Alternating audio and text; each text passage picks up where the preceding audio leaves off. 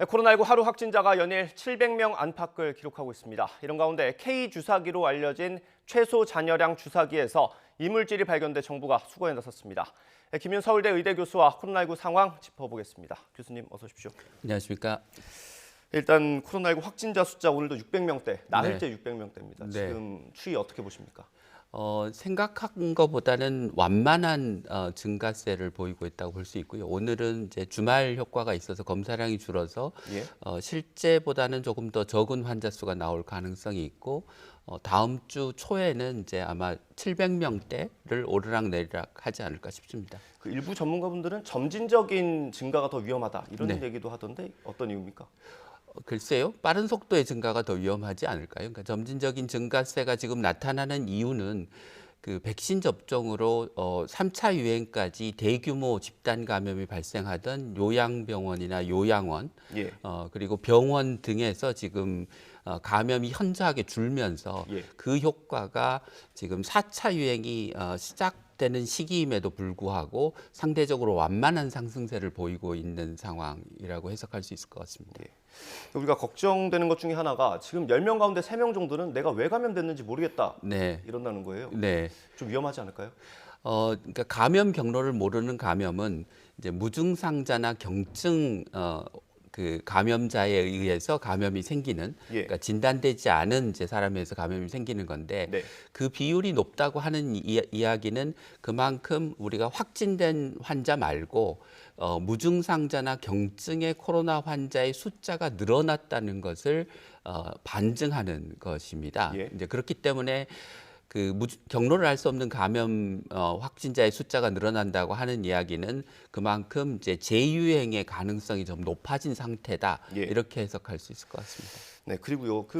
이제 개학을 했고 학생들이 감염되는 사례들이 꽤 늘고 있어요. 네, 뭐 네. 학원도 그렇고요. 네. 좀 어떻게 보십니까? 이런 상황. 그 최근 평균 그 하루 학교에서 발생한 감염자 숫자가 한 50명대라고 예. 이제 당국이 발표를 했는데요. 예.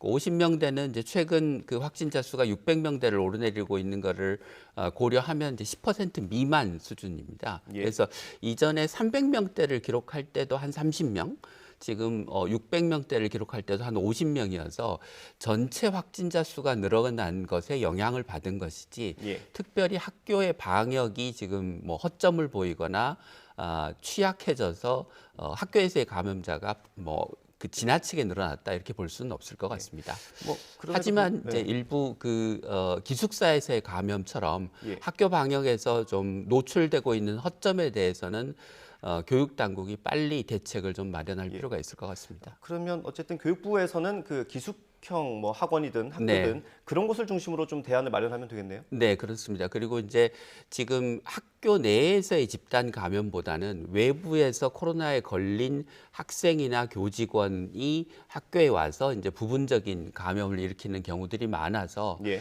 학생들이 감염될 위험이 있는 학원 등에 대해서도 교육 당국이 예. 조금 더 적극적인 방역 조치를 취하면 예. 결국은 학교로 유입되는 감염을 줄이는 것도 중요한 목표니까요. 학교 예. 방역에. 예.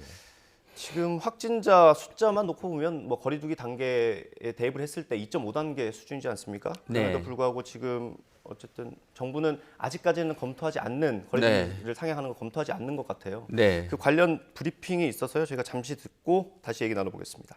네. 물론 환자 수가 어떤 증가될 가능성은 뭐 배제하기는 어렵습니다만은 지금 현재 어떤 의료적인 대응 사항들 요양병원 요양시설에서 예방 접종이 이루어진 그런 부분들을 전반적으로 고려를 하고 지금 현재 어떤 추세가 급증을 하고 있는 그런 추세는 아직까지는 아닌 것 같습니다. 네, 방역당국 브리핑 듣고 오셨고요. 교수님 뭐 어떻게 판단하실지 모르겠지만 네. 지금 거리두기 단계 올려야 됩니까? 어떻게 해야 됩니까? 올려도 별 효과가 없을 가능성이 높고요. 현재의 거리두기 체계가 예. 그 감염 환경이 일부 바뀐 부분이 있고 예. 또 이전에도 그렇게 효과적이지 않았기 때문에 네. 단계를 올린다고 확진자 수가 크게 줄어들 가능성이 없는 것도 문제이고 예. 두 번째는 정말 효과가 있으려면 그 다중 이용 시설이 대부분을 문을 닫는 3단계로 가야 효과가 있을 텐데 예. 그 3단계로 가면 효과보다 비용, 그러니까 사회 경제적인 피해, 예. 소상공인 자영업자 비정규직의 피해가 너무 크기 때문에 예. 3단계로 올리는 거는 뭐 합리적인 선택이 아닐 것 같습니다. 예. 그리고 또 하나 이제 지적할 부분은 지금 앞서 말씀드린 대로 요양원, 요양병원, 뭐 병원에서의 그 집단 감염이 줄어들면서 예. 그 위중증 환자의 비중과 사망자의 숫자가 크게 줄어들었습니다. 예, 예. 그러니까 지금은 아직 좀 이르지만 예를 예. 들어서 2분기 말까지 고위험군에 대한 접종이 대부분 끝나면 예. 위중증 환자의 비율을 현재보다 한 뭐 10%나 20% 수준으로 줄일 수 있을 걸로 이제 예측이 됩니다. 그러면 코로나19의 이제 치명률이 한 1.5%, 뭐 1.6% 이런 정도 되는데 네. 그것의 10분의 1로 줄어들면 뭐 0.15% 정도 수준이 되고 그러면 사실 독감의 사망률보다 약간 높은 수준이 되는 것이거든요. 예. 그러면 이제까지 우리의 방역이 확진자 수를 기준으로 해서 확진자 수가 늘어나면 단계를 올리고 이런 식의 방역이었는데 예. 그렇게 할 게 아니라 확진자 수가 늘어도 중환자가 많이 발생하지 않고 사망자가 발생하지 않는다면 사실 우리한테 큰 문제가 되는 건 아니라서 오히려 방역의 기준을 중증 환자 수나 사망자 수를 기준으로 해서 단계 설정을 하고 그것을 기반으로 한 사회적 거리두기 체계를 만드는 게 예. 저는 이제 지금 시기에 합리적인 선택이라고 생각합니다. 네. 그러니까 교수님 말씀은 우리가 대응할 수 있는 수준의 어떤 그런 체제 안에서 관리를 하면 된다라고 네. 보시는 거고요. 네. 해외 사례 잠깐 볼게요. 인도에서 지금 확진자 계속 잇따르고 있는데 이중 변이 바이러스라는 게 네. 튀어나왔어요. 이거 어떤 네. 겁니까? 인도에서 발생한 이중 변이 바이러스라고 하는 것은 그 남아프리카 공화국 바이러스가 갖고 있는 변이와 예. 미국 캘리포니아에서 발생한 변이 두 가지 특성을 모두 가지고 있는 바이러스입니다. 예. 근데 바이러스의 변이라고 하는 게 이제 그 가지가 퍼져 나가듯이 변이가 계속해서 생기는 것이기 때문에 예. 그 변이가 발생하는 과정에서 다른 두 가지 특성을 갖는 바이러스가 조합돼서 서로 다른 두 개의 변이의 특성을 갖는 새로운 바이러스는 계속해서 이제까지도 나왔고 예. 앞으로도 계속 나올 겁니다. 근데 이제 이 인도에서의 이중 변이 바이러스가 주목을 받는 이유는 그 두 가지가 결합돼서 지금 전파력과 사망률이 지금 모두 한 1.5배 이상 높은 것으로 추정되는 그런 예. 특성을 갖고 있기 때문이라고 예. 얘기할 수 있을 것 같습니다. 네, 다음은 우리로서는 좀 부러운 얘기일 수 있는데 이스라엘 네. 얘기를 좀 해볼게요. 예. 뭐 마스크를 가장 먼저 벗어 던졌죠. 네. 그 초기만 하더라도 사실 이스라엘이 뭐 인구의 거의 10% 정도가 확진이 되면서 네. 방역에 실패했다 이런 네. 얘기들 많이 들었는데 지금은 전 세계가 집중하고 있는 나라가 됐어요. 네. 어떻게 이렇게 성공할 수 있었던 겁니까? 일찍 뭐 백신 접종을 시작했고 예.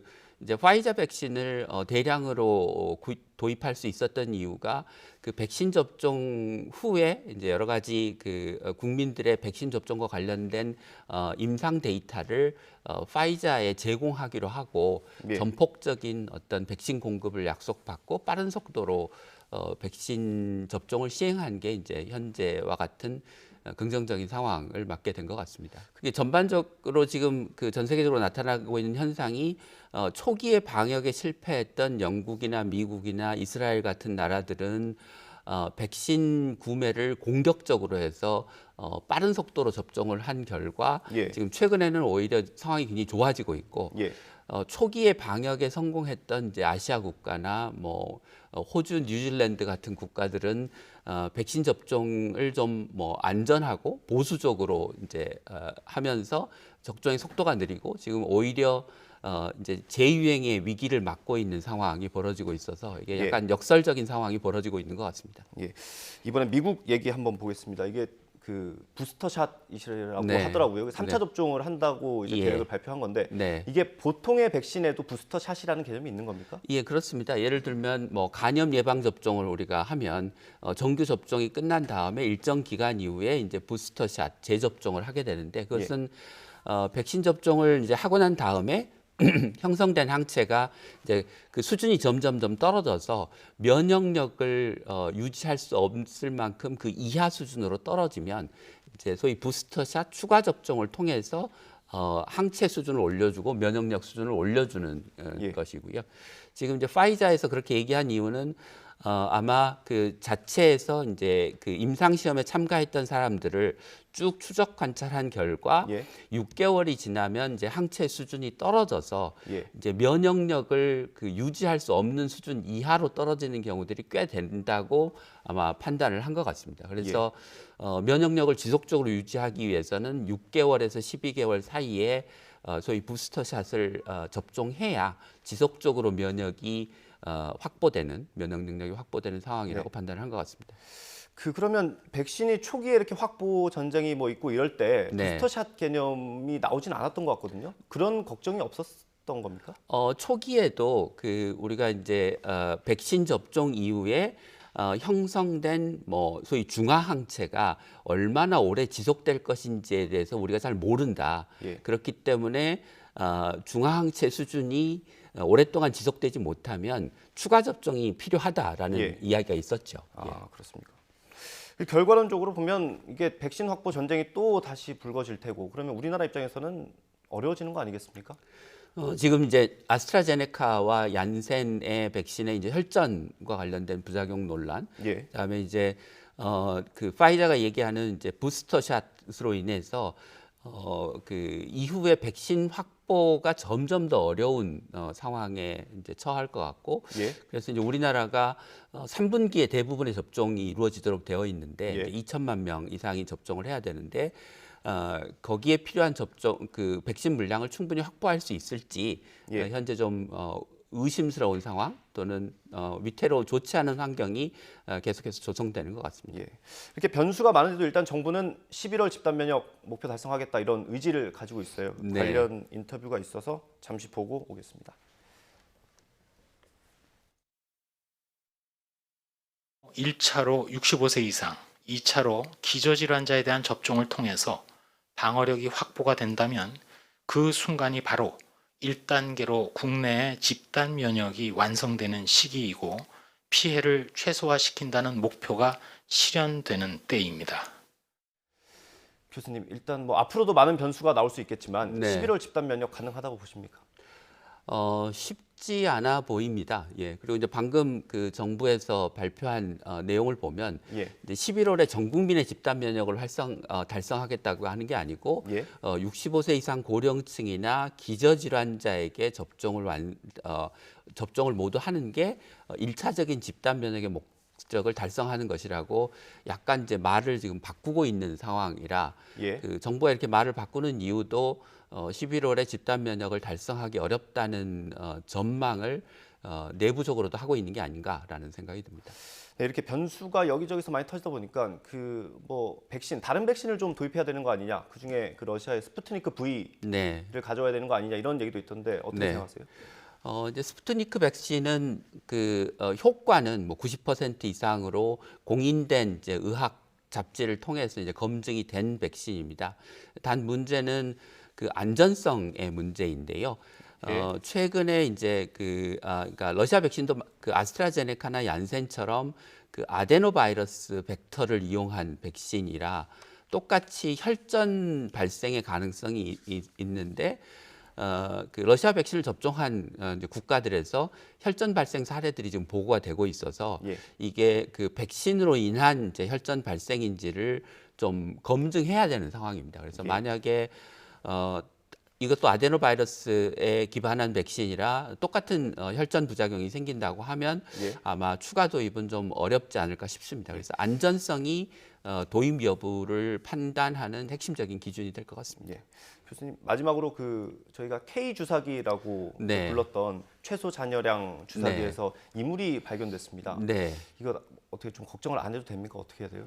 그게 이제 아마 그 주사기를 생산하는 과정에서 그 작업자가 입고 있는 옷에서 섬유 물질이 끼어 들어간 걸로 추정이 되는데요. 일단은 대부분은 이제 그 눈으로 확인할 수 있을 정도의 어떤 섬유 물질이라 뭐 실제 접종을 하기 전 단계에서 걸러졌다고 이제 당국이 보고를 하고 있는데 예. 이게 그 굉장히 작은 섬유 물질이 이제 들어갔을 수도 있고 예. 이 물질이 이제 어떤 물질인지 인체에 얼마나 위해한 물질인지에 대한 조사도 필요해서 아직은 뭐 그로 인한 어떤 뭐 위해 여부를 예. 확정적으로 판단하기는 이제 쉬운 상황은 아닌 것 같습니다. 네, 정부 조사 결과를 조금 더 지켜봐야 될 것 같다 이런 네. 말씀이시고요. 네, 지금까지 김윤 서울대 의대 교수님과 코로나19 상황 짚어봤습니다. 교수님 고맙습니다.